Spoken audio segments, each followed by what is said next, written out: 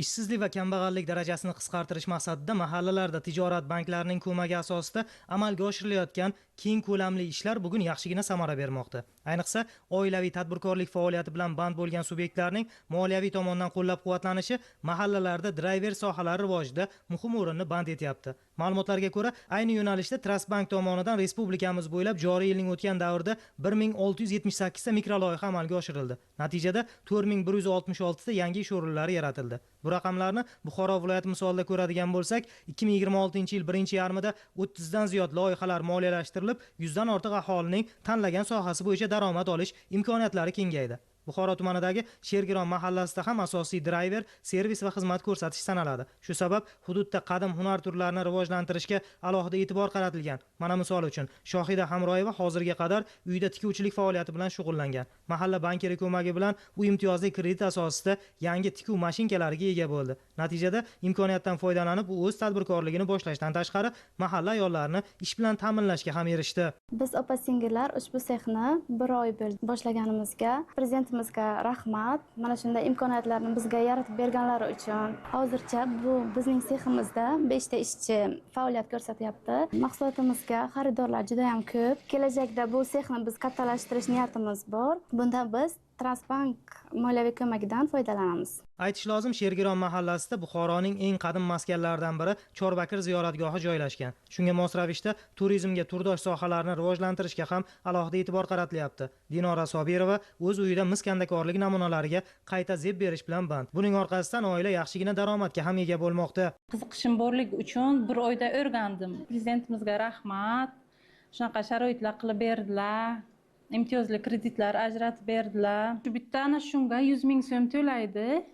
3 soat vaqtim ketadi. Shuni orqasidan oilamizda hozir 3 kishi band.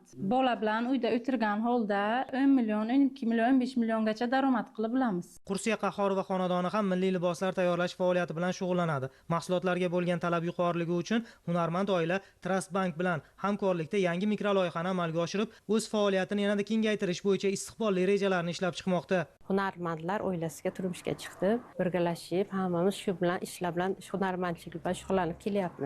Oldin zardo'zi qilsak, mana bu endi ko'ylaklar, xalatlar, mana bunaqa to'nchalar tikamiz. Kreditlarni olib, biz mashinkalar sotib olib, ko'pchilik hunarmandlarni ish bilan ta'minladik. Prezidentimizga rahmat, shunaqa qulayliklar, bizga imkoniyatlar berdilar. Yana bir tikuvchi Lobar Fayzullayeva ham bugun mahallaning old tadbirkorlaridan biri. U qisqa fursat ichida o'z faoliyatini anchagina kengaytirib, mahalla xotin-qizlarini ish bilan ta'minlashga erishdi. 2021-yilda atelyemizni 2 nafar ishchi bilan ochganmiz.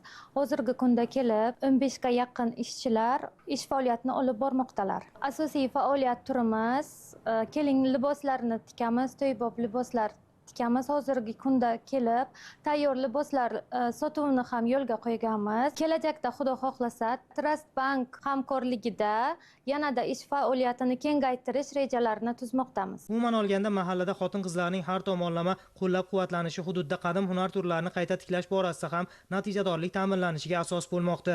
Trustbank Buxoro bank xizmatlari ofisi tomonidan mahalla loyihasi kichik biznesni uzluksiz qo'llab-quvvatlash dasturi doirasida hamda biznesga birinchi qadam dasturlar doirasida imtiyozli kreditlar ajratib kelinmoqda. Asosiy maqsad mahalladagi ishsiz fuqarolarni ish bilan ta'minlash hamda ishsizlik darajasini tushirish. Trustbank Buxoro bank xizmatlari ofisida Buxoro tumanidan tanlab olingan 8 ta mahallada ushbu yo'nalishdagi ishlar davom etib kelinmoqda. Tadbirkorlar safi kengayishi ishsizlik va kambag'allik darajasi qisqarishiga zamin yaratdi. Bu orqali oilalar daromadi oshdi. Mahallada ishsiz fuqaro qolmadi. Eng asosiysi Trustbank ko'magi sabab tashabbus egalari o'z faoliyat ko'lamini yanada kengaytirib, bugun hududlar iqtisodiy salohiyati yaxshilanishiga ham munosib ulush qo'shishmoqda.